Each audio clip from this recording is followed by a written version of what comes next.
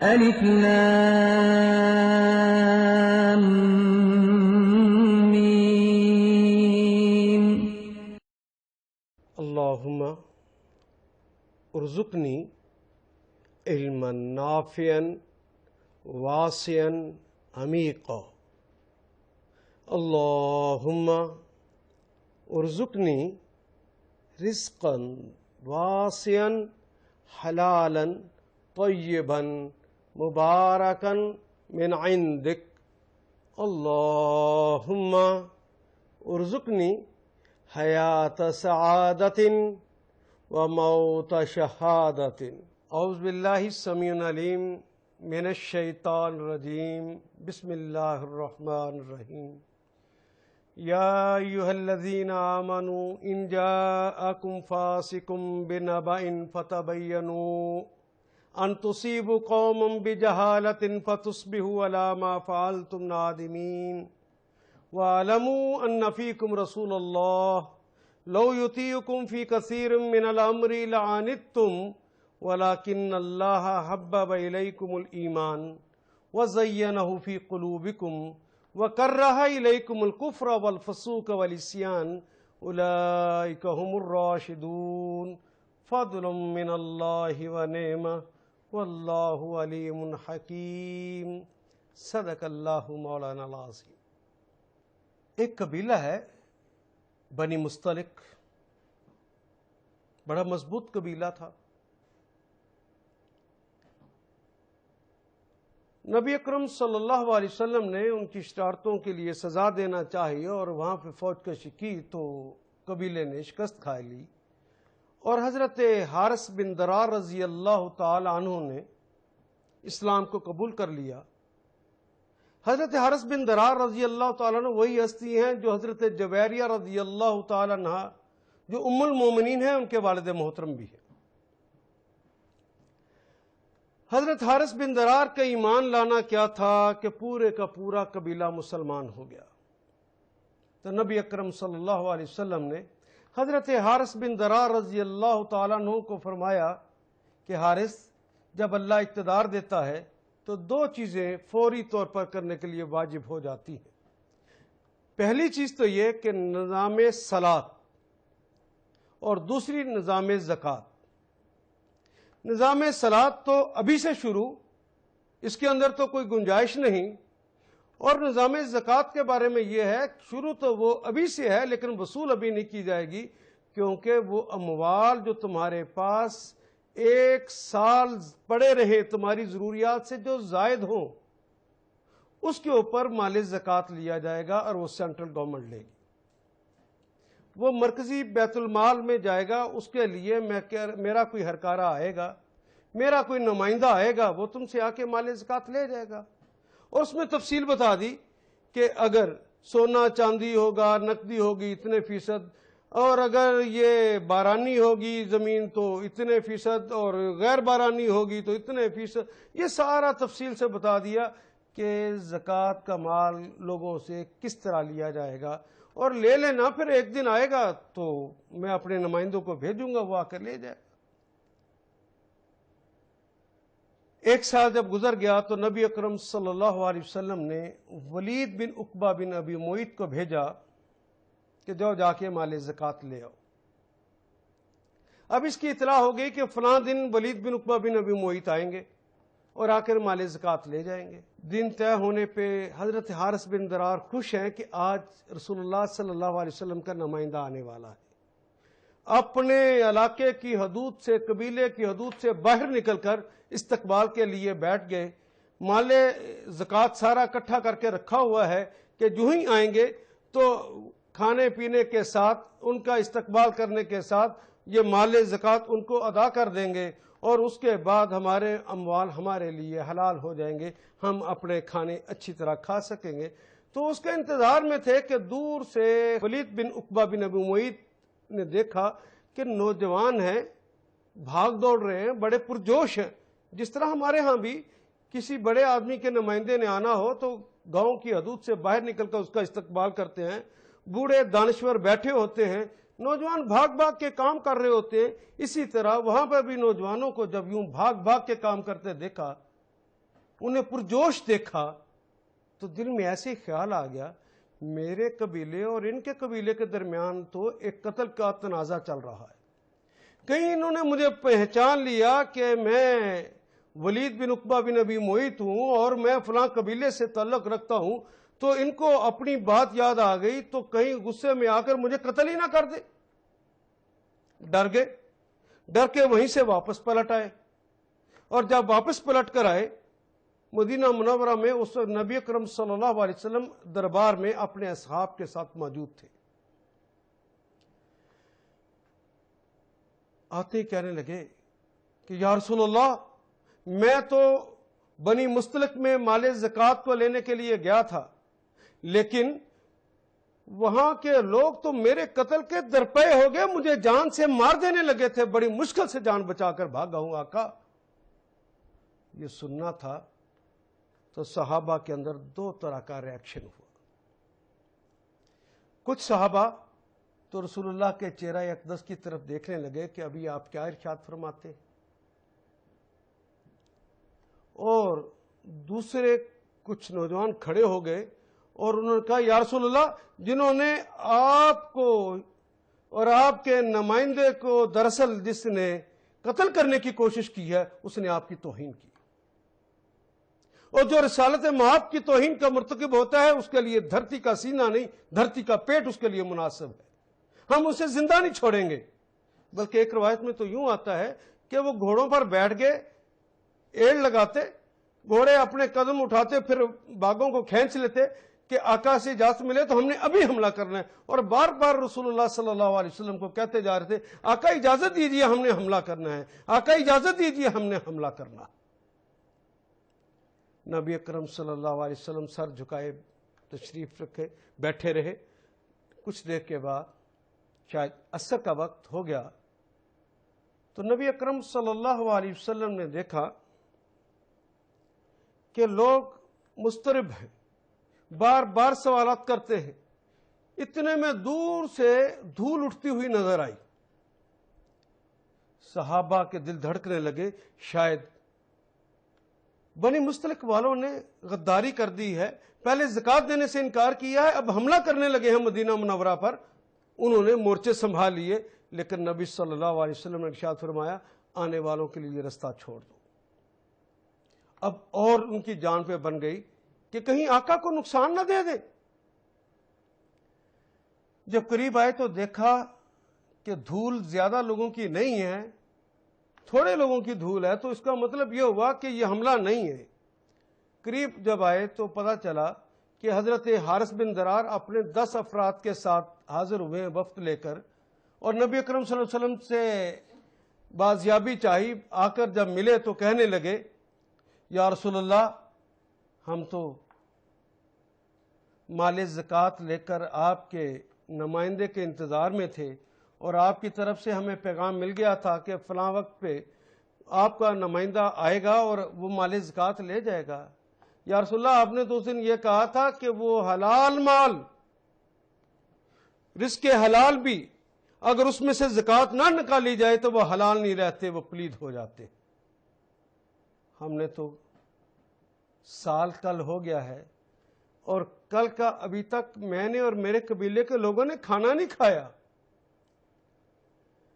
آقا جلدی کیجئے، ہمارے مال کو قبول فرما لیجئے تاکہ ہم کھانا تو کھا لیں، میں اپنے قبیلے کو کھانے کی اجازت تو دے دوں۔ ایک طرف ایمان کا یہ اعلیٰ ترین مقام، اور دوسری طرف ولید بن عقبہ بن ابی معیط کا یہ کہنا کہ وہ میرے قتل کے درپے ہو گئے تھے، مجھے جان سے مار دینے لگے تھے۔ صحابہ حیران ہیں کہ اصل معاملہ کیا ہے۔ اتنے میں نبی اکرم صلی اللہ علیہ وسلم پر جبریل امین یہ وحی لے کر نازل ہو گئے، یا ایھا الذین آمنوا ان جاءکم فاسق بنبأ فتبینوا ان تصیبوا قوما بجہالۃ فتصبحوا علی ما فعلتم نادمین۔ اے گروہ صحابہ،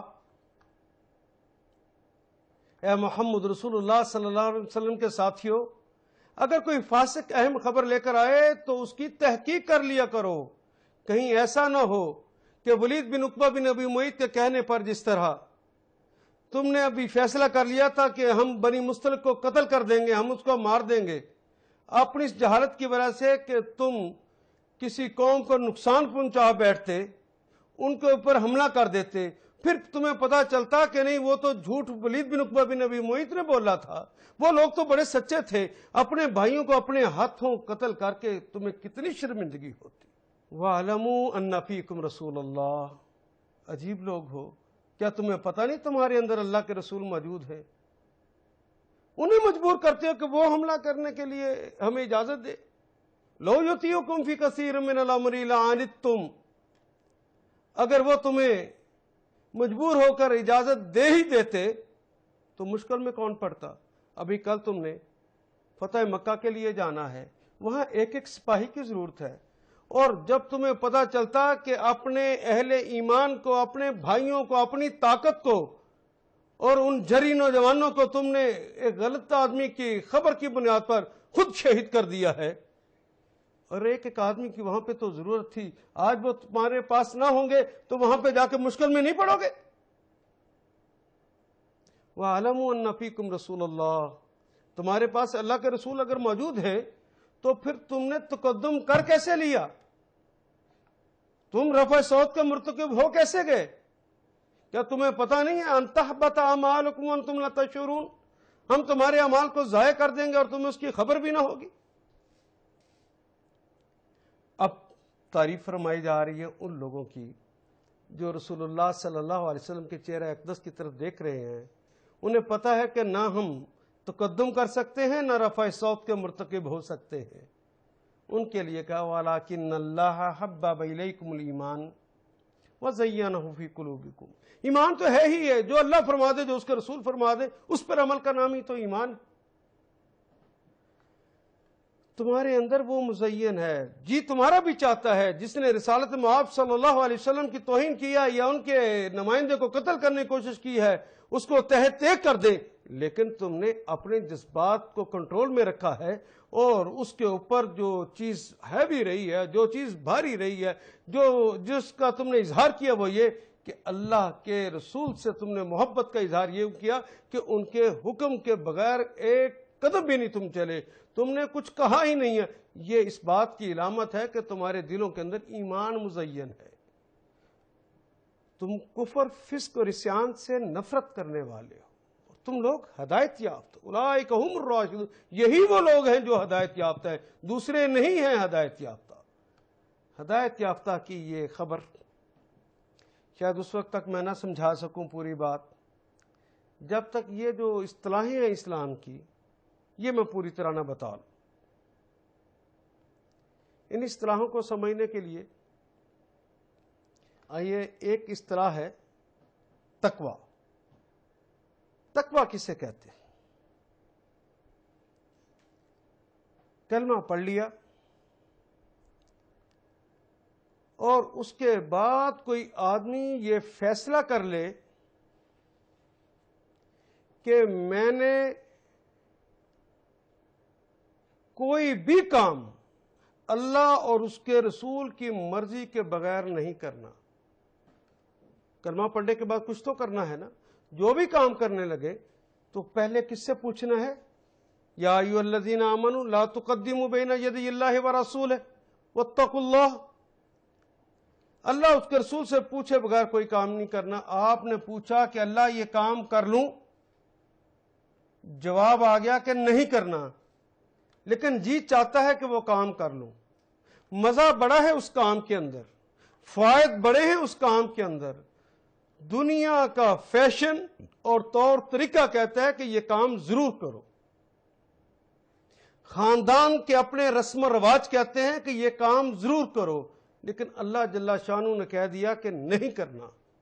تو جو آدمی فیصلہ کر لے کہ نہیں کروں گا، مجھے نہ اپنے جذبات، نہ مجھے اپنے فوائد، نہ مجھے خاندان کے رسم رواج، اور نہ ہی مجھے دنیا کا فیشن اور طور طریقوں کی پرواہ، مجھے تو پرواہ اپنے اللہ کی ہے۔ جس طرح وہ کہیں گے میں نے تو وہ کرنا ہے۔ جس نے اس روش کو اپنا لیا ہے اس نے تقوی کی روش کو اپنایا ہے۔ ایسے شخص کو اسلام کی اصطلاح میں متقی کہتے ہیں، اور اس کا یہ عمل تقویٰ کہلاتا ہے۔ اس شخص نے پوچھا کہ اللہ کلمہ پڑھ لیا ہے، فلاں کام کر لوں؟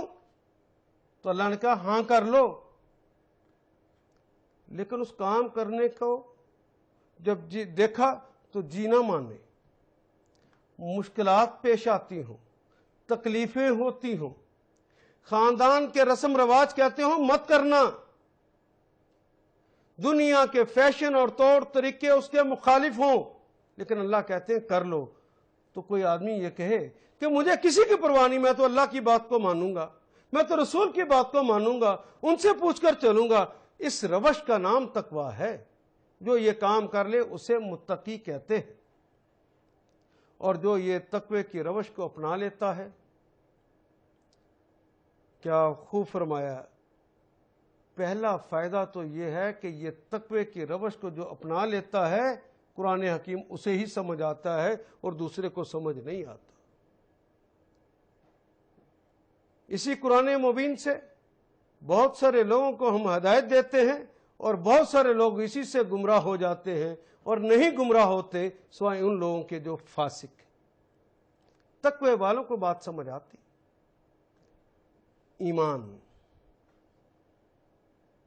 ایمان کہتے ہیں الاقرار باللسان والتصدیق بالقلب والعمل بالجوارح، زبان سے اقرار کرنا، دل سے اس کی تصدیق کرنا، اور جسم کے سارے اعضاء کے ساتھ اس پر عمل کرنا ایمان کہلاتا ہے۔ لیکن کس بات پہ؟ کس کا زبان سے اقرار کرنا، کس کی دل سے تصدیق کرنا، کس کے اوپر سارے جسم کے اعضاء کے ساتھ اس کے اوپر عمل کرنا؟ وہ جو کچھ اللہ کہتے ہیں لا الہ الا اللہ، اللہ کے علاوہ تو کوئی الہ ہے ہی نہیں، اور محمد صلی اللہ علیہ وسلم تو ان کے رسول ہیں نا، تو رسول اپنے پاس سے کچھ کہتے ہی نہیں ہیں۔ وما ينطق عن الهوى، وہ تو اپنے پاس سے کچھ نہیں کہتے، ان هو الا وحی یوحی، وہ تو وحی ہوتی ہے جو ان پہ نازل ہوتی ہے۔ تو گویا ایمان نام ہے اللہ اور اس کے رسول صلی اللہ علیہ وسلم کے فرامین کو تسلیم کر لینے کا نام، اس کے اوپر گواہی، دل کی گواہی ہو جائے، دل بھی اس کے اوپر شہادت دے دے، جو کچھ اللہ نے فرمایا ہے، جو کچھ ان کے رسول نے کہا ہے، وہی سچ اور وہی حق ہے۔ اگر زبان سے خالی کہہ دے، دل تصدیق نہ کرے تو مومن نہیں ہوتا۔ اس کے لیے لازم ہے کہ ساتھ دل بھی تصدیق کرے، دل اس کی شہادت دے جس کا اقرار اس نے کیا لیا ہے۔ لیکن دل بھی شہادت دے دے، زبان بھی شہادت دے، جسم کے سارے اعضاء اس پر شہادت نہ دیتے ہوں، وہ اس کے خلاف گواہی دیتے ہوں، تو ایمان نہیں ہوتا۔ ایمان کی تکمیل ہوتی تب ہے جب زبان بھی، دل بھی اور جسم کے سارے اعضاء شہادت دے دے جو اللہ نے فرمایا وہ سچ، وہ حق، اور جو جس سے اللہ نے منع کر دیا ہے وہ سچ اور وہ حق۔ جب تک یہ معاملہ نہیں ہوتا تو ایمان مکمل نہیں ہوتا۔ اسلام زندگی گزارنے کا طریقہ کرینہ سلیقہ جو اللہ نے بتایا ہے، اس پورے کے پورے نظام، اس پورے کے پورے ضابطہ حیات کا نام الاسلام ہے۔ جو اس کو مان لیتا ہے وہ مسلم کہلاتا ہے۔ اور یہ باتیں جو اسلام نے کہی ہیں، جو اللہ اس کے رسول صلی اللہ علیہ وسلم نے ارشاد فرمائی ہیں، ان کو زبان سے بھی اقرار کر لے، دل سے بھی اس کی تصدیق کر لے، جسم کے سارے اعضاء کے ساتھ اس پر عمل کرنے کا وہ عہد بھی کر لے، لیکن عمل کرتے ہوئے کبھی وہ اس حکم کی نافرمانی کر بیٹھے جو اللہ نے ارشاد فرمایا، جو رسول اللہ نے فرمایا۔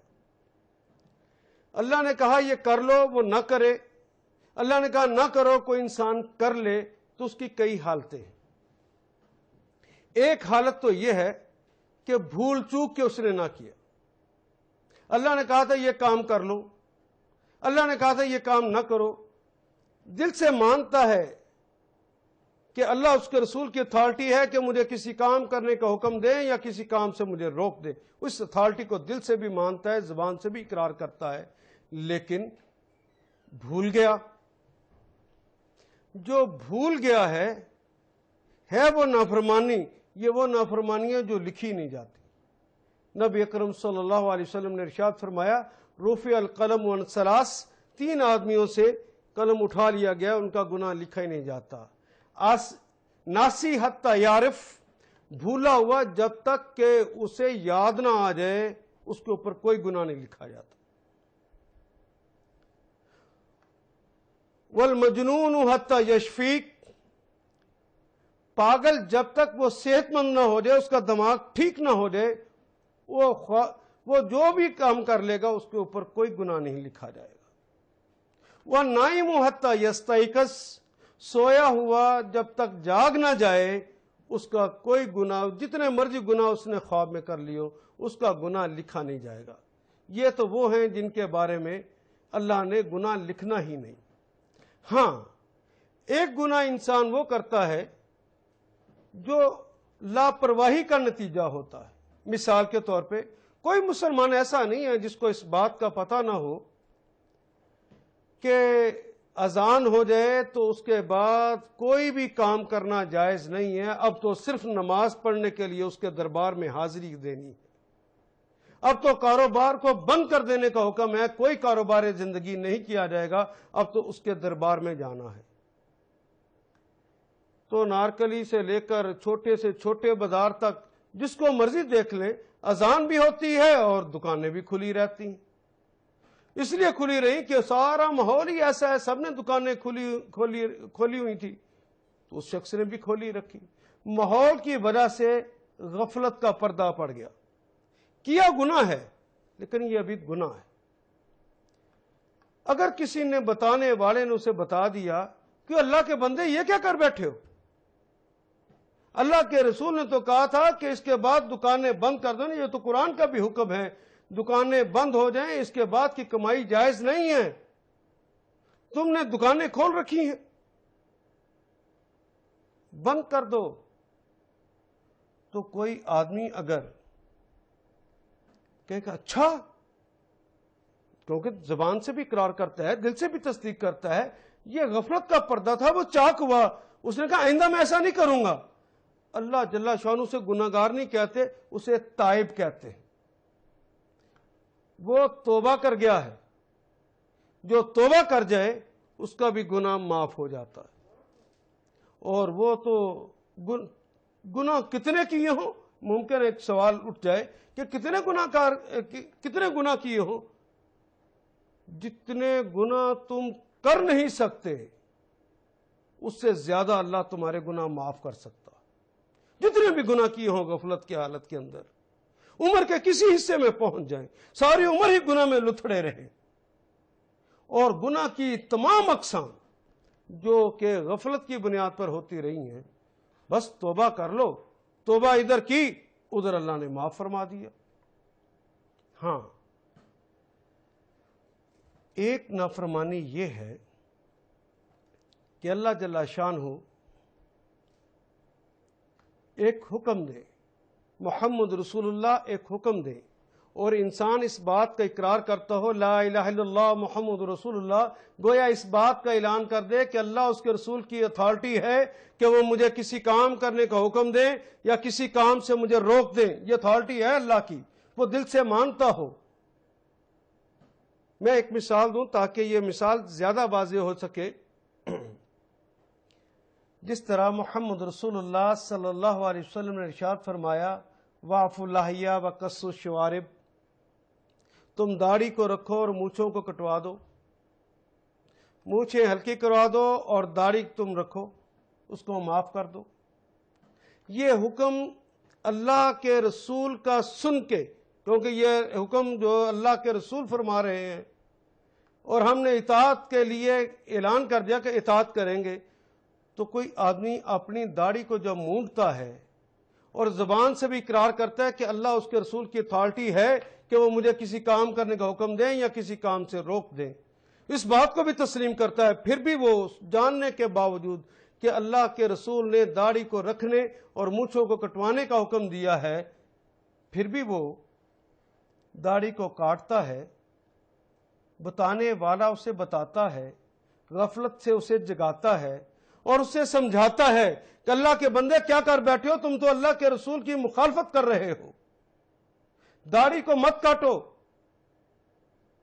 وہ اللہ اس کے رسول کی اتھارٹی کو تسلیم کرنے کے باوجود اس سمجھانے والے کی بات کو نہیں مانتا، بلکہ داڑھی کو پھر کٹواتا ہے، وہ داڑھی کو پھر منڈواتا ہے، اور اسے اپنے اس گناہ پر، اپنے اس عصیان پر شرمندگی بھی نہیں ہوتی۔ ایک اور نشانی بتا دیتا ہوں کہ وہ آدمی اپنے آپ کو دوسروں سے بہتر سمجھتا ہے۔ جب وہ اپنے آپ کو بہتر سمجھتا ہے اور اس پہ شرمندگی اسے نہیں ہوتی، اس کا یہ فعل فسق کہلاتا ہے، اور ایسا کرنے والا فاسق کہلاتا ہے۔ حضرات، اس بات کو اچھی طرح جاننے کے لیے جس جگہ پہ نبی اکرم صلی اللہ علیہ وسلم نے یہ ارشاد فرمایا تھا وَعْفُ اللَّحِيَ وَقَصُّ الشَّوَارِبِ، اس کو جب تک سیاق و سباق کے اندر رکھ کر نہ دیکھا جائے پوری بات سمجھ نہیں آتی۔ وہ رسول اللہ کی نہیں، کسی کی بھی بات ہو، سیاق و سباق سے ہٹا کر بیان کی جائے گی تو بات سمجھ نہیں آیا کرتی۔ اس کو سمجھنے کے لیے میں پورے سیاق و سباق کے ساتھ آپ تک یہ پیغام پہنچا دیتا ہوں۔ ایک دن نبی اکرم صلی اللہ علیہ وسلم دربار میں تشریف فرما ہے، تو دور سے کچھ لوگوں کو آپ نے آتے دیکھا۔ آپ نے جو ہی ان کو دیکھا تو آپ کا چہرہ مبارک غصے سے سرخ ہو گیا۔ نہ صرف غصے سے سرخ ہو گیا، آپ نے اپنے رخ کو پھیر لیا، اپنا منہ دوسری طرف کر لیا، دوسری طرف منہ کر کے آپ نے صحابہ سے پوچھا یا صحابتی من ہؤلاء الناس، صحابہ یہ کون لوگ ہیں جو میرے دربار کی طرف آ رہے ہیں؟ صحابہ نے عرض کیا یا رسول اللہ ہؤلاء السفراء من فارس، یا رسول اللہ صلی اللہ علیہ وسلم یہ سفیر ہیں جو ایران سے تشریف لائے ہیں۔ تو نبی اکرم صلی اللہ علیہ وسلم نے ارشاد فرمایا کہ میرے اللہ نے سفیروں کے احترام کا مجھے حکم نہ دیا ہوتا تو آج میں دھکے دے کر ان کو اپنے دربار سے نکال دیتا۔ انہوں نے اپنے چہروں کا کیا حال بنا رکھا ہے؟ صحابہ نے عرض کی انہوں نے اپنے چہروں کو مونڈ رکھا تھا، داڑیاں مونڈی ہوئی تھی، بڑی بڑی مونچھیں رکھی ہوئی تھی۔ نبی اکرم صلی اللہ علیہ وسلم کے صحابہ نے کہا یا رسول اللہ ہاکذا امروا من ربہم، یا رسول اللہ ان کے رب نے ان کو ایسا ہی کرنے کا حکم دیا۔ عربی زبان میں بادشاہ کو بھی رب کہتے ہیں، رب الاسرہ گھر کے سربراہ کو کہتے ہیں۔ ان کے بادشاہ نے انہیں ایسا ہی کرنے کا حکم دیا ہے۔ تو اس پہ رسول اللہ صلی اللہ علیہ وسلم نے ارشاد فرمایا تو سنو، پھر میرے بھی رب کا حکم ہے کہ تم داڑھیوں کو رکھو اور مونچھوں کو کٹوا دو۔ یہ کلمہ وَعْفُ اللَّحِيَ وَقَصُّ الشَّوَارِبِ اس موقع پہ کہا تھا۔ خدا لگتی کہیے کوئی آدمی اللہ اس کے رسول کی اتھارٹی کو بھی دل کی تھا گہرائیوں سے مانتا ہو، زبان سے بھی اس کا اقرار کرتا ہو، لیکن محمد رسول اللہ کہیں داڑھی رکھ لو، وہ کہے کہ نہیں میرے علاقے کا طریقہ اور فیشن یہ ہے، ہمارے دور کے لوگ داڑیاں نہیں رکھتے، ہمارے خاندان میں داڑیاں نہیں رکھی جاتی، رسم رواج جس کے قائل نہیں ہیں، دنیا کے اندر کیا منہ لے کر جاؤں گا؟ تو گویا وہ یہ کہہ رہا ہے کہ محمد رسول اللہ صلی اللہ علیہ وسلم نے جو حکم فرمایا ہے، جو اپنی پسند بتائی ہے، وہ غلط ہے، وہ ٹھیک نہیں ہے۔ میں رسول اللہ آپ کا باقی باتوں میں کہنا مانوں گا، یہ نہیں مانوں گا۔ تو نبی اکرم صلی اللہ علیہ وسلم کے سارے کہنے ماننے والا ایک نہ ماننے کا انکار کرنے والا مومن رہ گیا، لیکن یہ مانتا ہے کہ حکم تو ماننا چاہیے اللہ اس کے رسول کا، یہ انکار نہیں کرتا۔ اگر یہ کہہ دے کہ نہیں مانوں گا پھر تو کافر ہو جائے گا۔ مانتا ہے ماننا چاہیے لیکن مانتا نہیں ہے، یہ فاسق ہو جائے گا۔ میں پورے درد کے ساتھ آپ سے یہ عرض کروں کہ فاسق کو جو سزائیں ملنی ہے کم از کم سزا کیا ہے۔ فاسق کی کم از کم سزا یہ ہے کہ اسے قرآن حکیم سمجھ نہیں آتا۔ کیا قرآن حکیم کا سمجھ نہ آنا چھوٹی سزا ہے؟ قبول کر لو گے؟ اور قرآن حکیم کہتے سمجھ نہیں آتا اور تم کو نہیں نہیں مجھے سمجھ آ جائے گا، تمہاری عقل کا دھوکہ ہے۔ یہدی بہ کثیرا ویضل بہ کثیرا، اسی کتاب مبین سے بہت سارے لوگوں کو ہدایت دیتے ہیں اور بہت سارے لوگ اسی سے گمراہ ہو جاتے ہیں۔ وما یضل بہ الا الفاسقین، اور نہیں گمراہ ہوتے سوائے ان لوگوں کے جو فاسق ہیں۔ فاسقوں کو یہ کتاب سمجھ نہیں آتی۔ یہ کتاب سمجھ نہ آئے، اس پہ عمل نہ کرو گے، یہ سزا گوارا کر لو گے؟ اور کل مر تو سب نے جانا ہے، اور قیامت کے روز سب نے اکٹھے اس کے دربار میں حاضر بھی ہونا ہے۔ اور آپ کو تو یہ سب کو پتا ہے کہ وہاں پیاس تو بڑی لگی ہوگی، ہر شخص الاتش الاتش الاتش پکارے گا، ہائے پیاس ہائے پیاس ہائے پیاس، وہ پیاس پیاس پکار رہا ہوگا۔ تو وہاں پہ پانی کس کے پاس ہوگا؟ اس حوض کوثر پہ کون ساقی کوثر ہوگا؟ محمد رسول اللہ کے علاوہ بھی کوئی ہے؟ آپ کو پیاس لگی ہو اور بھاگے ہوئے جائیں، یا رسول اللہ یا رسول اللہ آپ کا امتی آ گیا، مجھے سخت پیاس لگی ہے، مجھے ذرا پانی دیجئے، اور رسول اللہ دیکھیں کہ تم نے تو داڑھی مونڈی ہوئی ہے، اور وہ آپ کو پیاسا چھوڑ کے رسول اللہ اگر منہ دوسری طرف کر لیا، آپ نے اپنا رخ پھیر لیا، پھر کیا کرو گے؟ بس مجھے یہ آپ کو سمجھانا ہے۔ انسان جب بھی کوئی معاملہ کرتا ہے، مانتا ہے اللہ اس کے رسول کا یہ بات ہے، مجھے ماننی بھی چاہیے، یہ بھی کہتا ہے، لیکن مانتا نہیں ہے۔ گویا گناہ پر جو اصرار کرتا ہے وہ فاسق ہوتا ہے، اور جو کہے کہ دوسروں کو کیا پتہ، یہ مولوی صاحب کون ہوتے ہیں ہمیں کہنے والے، مجھے نہیں پتا، انہوں نے تو لوگوں کو پردے میں بند کر دیا ہے، داڑیاں رکھوا دی ہیں، ہم لوگوں کو آزاد کروائیں گے۔ جو اب پھٹ گیا ہے، جو پھٹا ہے، اس کو فاجر کہتے ہیں، فجر بھی کہتے ہیں پھٹ جانے کو۔ اور جس نے باقاعدہ لوگوں کو منظم کر لیا، اکٹھا کر لیا، ایسے شخص کو طاغوت کہتے ہیں۔ اور اللہ جل شانہ نے تو ائمہ طاغوت کو باقاعدہ قتل کرنے کا حکم دیا ہے۔ ایک ہے گناہ ہے، وہ بھی نافرمانی، ایک ہے گناہ پر اصرار ماننے کے باوجود، یہ بھی گناہ ہے لیکن یہ فسق ہے، کیونکہ گناہ پر اصرار کر لیا ہے۔ اور ایک یہ ہے کہ پھٹ جانا کہ میں کروں گا، کون ہوتا ہے مجھے روکنے والا، مونڈوں گا داڑھی، کون مجھے منع کرے گا، یہ پھٹ گیا، یہ فاجر ہے۔ اور جو لوگوں کو منظم کر کے کہے کہ میں تمہاری داڑیاں منڈواؤں گا، کون روک سکتا ہے، میں تمہاری تنظیم بناتا ہوں، عورتوں کو پردے میں کون بند کرتا ہے، میں تمہاری تنظیمیں بنا کر تمہارا جلوس باہر نکلواؤں گی، اور یہ کروں گا اور وہ کروں گا، اس طرح کی باتیں جو کرے وہ طاغوت ہوتا ہے۔ میں بات سمجھا سکا؟ اللہ میرا اور آپ کا حامی و ناصر ہو۔